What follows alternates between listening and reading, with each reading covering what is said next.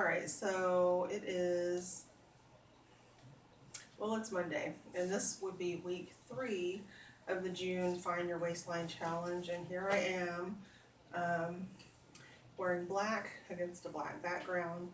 Have I already fixed the lighting? Anyway, again, this is just how it is some days, but today I wanted to show you literally one of my top 5 favorite ab exercises of all time. It's another standing exercise, and the reason we're doing this one this week is we have done a whole lot of, really working the whole front side and the obliques. Last week was this one, right? Okay, so now we're going to try to work the back side of the body a little bit more. Let me grab my equipment. I prefer to use a lighter dumbbell, and I will show you some different options of how to do this. Mostly because if you're using a band that's going to give you the right amount of resistance, you're not necessarily going to have resistance both ways, which is fine, but I think the dumbbell is a little bit more fun. You can actually also do this with a kettlebell. You decide which piece of equipment works best for you. You don't even need equipment. Water bottles or soup or chili cans work great as well. I'm going to demonstrate both 2 ways you can do it with the dumbbell, and I will also do it with the band.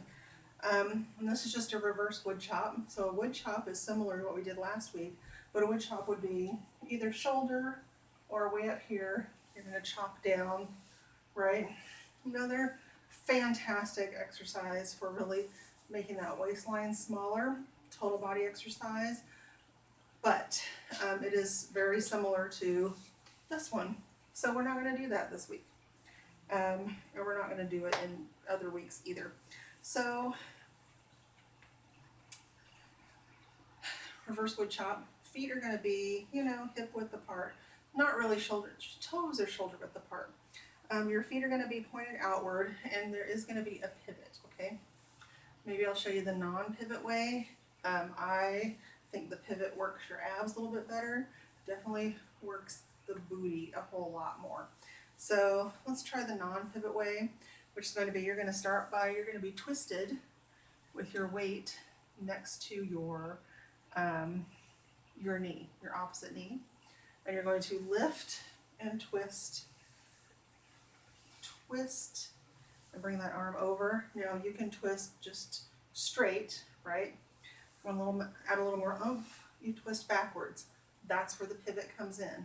If you're going to twist backwards, you have got to pivot this foot. Otherwise, it's way too hard on your knee. So you might twist something in your hip or in your knee joint. We don't want that, okay? So we're going to be smart about it. So if you're not going to pivot or twist, you're just going to go from knee, arm, elbow, shoulder, elbow, wrist, weight, just a straight line, okay? If you're going to twist, pivot that foot a little bit, and obviously this other knee is going to bend. Let me switch arms, okay? So again, you're always going to start knees a little bit bent. You're going to come down to here, put this hand wherever feels good for you. For some people, top of the thigh feels good. You can also hold it out to the side. And just straighten the leg and straight across. Or you're going to really rotate, pivot, pivot, pivot, and let your eye follow that weight, okay? That's level 1, level 1A with the pivot. All right, so here is a little bit harder version where you're going to hold the weight with both hands. Hold it at either end, or interlock your fingers and hold it like this. So you're going to chop something down. And you're going to, I like to hold it at both ends. So again, we're going to give it a little bit of twist and start at the opposite knee and reach. Reach. You can reach, right? Or you can pivot, pivot, pivot. So whichever way feels good for you. I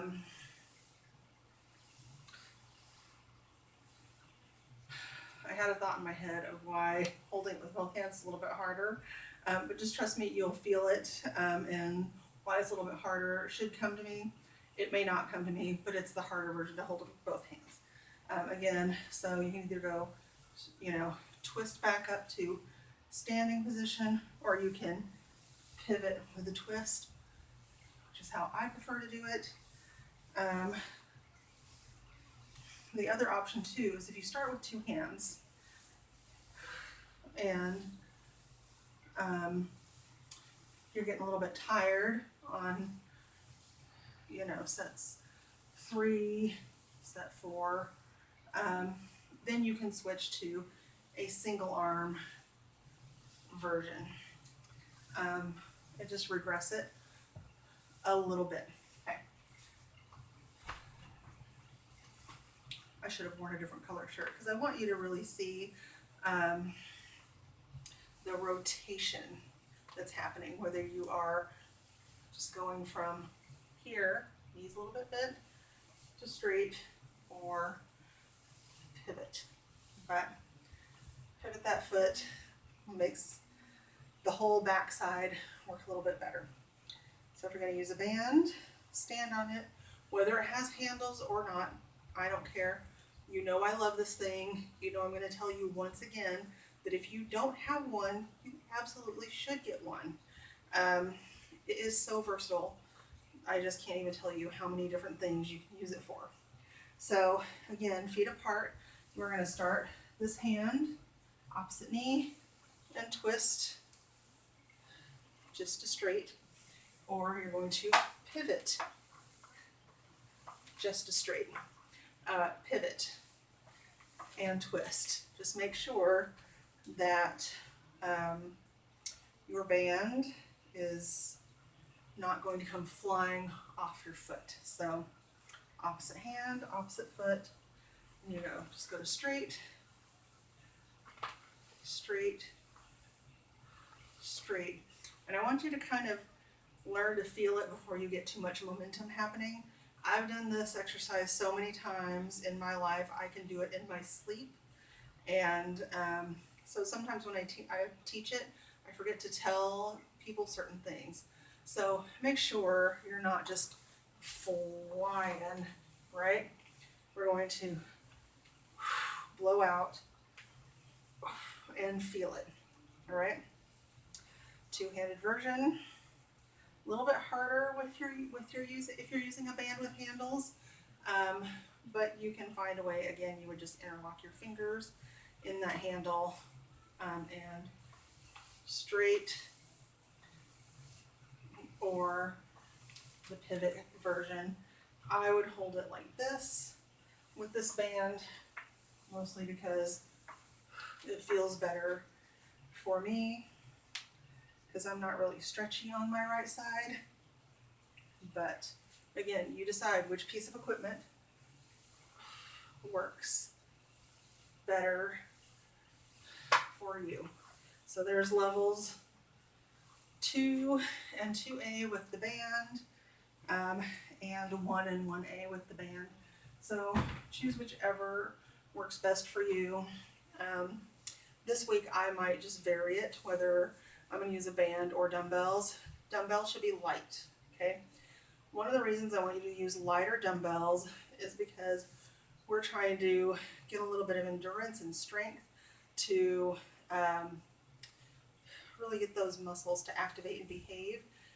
And I want you to use lighter weights so that you can feel it, but not so hard that you're going to add bulk to your waistline, okay? There's a time and a place for that. Not really with these twisting exercises. Heavier weights would be more appropriate for the regular wood chop, the downward wood chop, but we're not going to get into that at the moment. And I had another brilliant thought that just fell right out of my head. Oh, the exercise I never want to see you doing, if you think you're working your waistline, I'm serious about this. Do not do this, okay? Because you're just going to make your waistline bigger. Is a weight in both hands, and you're tilting from side to side. If you want to know why this is a terrible exercise and how to fix it, just comment below, and I'll show you a different version. Anyway, I better stop talking.